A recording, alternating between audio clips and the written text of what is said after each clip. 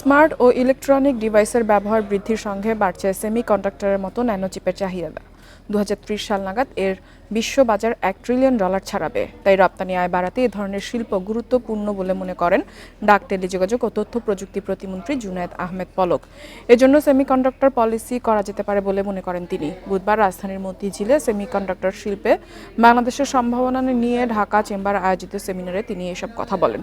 প্রতিমন্ত্রী জানান, উদ্যোক্তাদের নীতি সুবিধা দেয়ায় বাংলাদেশ এখন টিভি, ফ্রিজ সহ ইলেকট্রনিক্স পণ্য রপ্তানি করছে।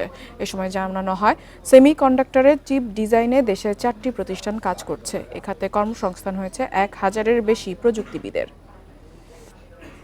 রিসার্চ ইনোভেশনে আরো মনোযোগ দিচ্ছি, স্টার্টআপে মনোযোগ দিচ্ছি।